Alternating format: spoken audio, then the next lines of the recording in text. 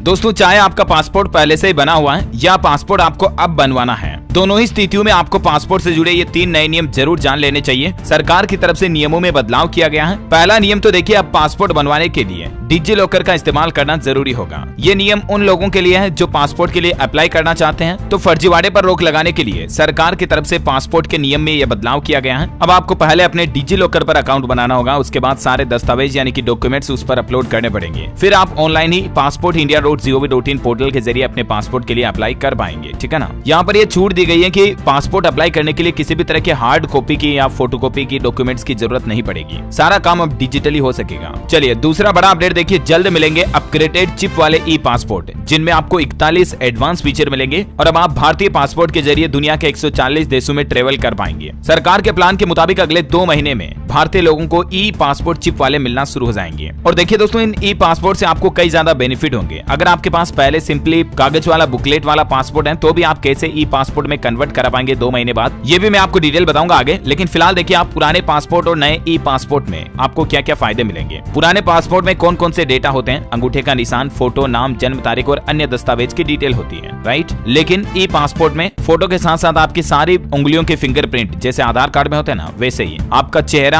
आंखों की geometry, image, digital signature, ये सारी डिटेल भी ई पासपोर्ट में होंगी। अच्छा, वही दोस्तों, जो पुराना बुकलेट वाला पासपोर्ट होता है उसमें अधिकतम 60 पेज होते हैं, फिर उसको री इश्यू करवाना पड़ता है, राइट। लेकिन ई पासपोर्ट चिप में 64 KB का डेटा स्टोर होगा जो हमेशा के लिए चलेगा। पुराने बुकलेट वाले पासपोर्ट में आपको कहीं पर भी वेरिफिकेशन में आधा घंटा, कहीं 1 घंटा लग जाता है, लेकिन ई पासपोर्ट के जरिए वेरिफिकेशन सिर्फ मिनटों में हो सकेगा। पुराने पासपोर्ट की फीस 1500 से 5,500 रुपए तक होती है, लेकिन नए ई पासपोर्ट की फीस अभी तक सरकार ने तय नहीं की है। कोई भी टेक्नोलॉजी बुकलेट वाले पासपोर्ट में नहीं होती है, लेकिन इसमें आपको 41 एडवांस सिक्योरिटी फीचर भी मिलेंगे। डुप्लीकेसी की बात करें तो आपका पुराना पासपोर्ट डुप्लीकेट भी बन जाता है, लेकिन चिप से कोई डुप्लीकेट पासपोर्ट आपका नहीं बना पाएगा, तो फर्जीवाड़ा आपके साथ नहीं होगा। डेटा सुरक्षा की बात करें तो बुकलेट पासपोर्ट चोरी होने पर डेटा अनसेफ रहता है, लेकिन चिप में डिजिटल लॉक रहेगा डेटा, तो किसी भी तरह की डेटा चोरी या बदलाव नामुमकिन होगा। सेफ्टी की बात करें तो पुराने पासपोर्ट में पानी लगने से गल जाता, आग में जल जाता, पेज खराब होने का डर रहता है, लेकिन ई पासपोर्ट ई चिप पूरी जानकारी जीवन भर सेफ रहेगी उसमें और वो लॉन्ग लाइफ तक चलेगा। तो ये कुछ नए इंपोर्टेंट बदलाव आपको ई पासपोर्ट में देखने को मिलेंगे, ठीक है ना।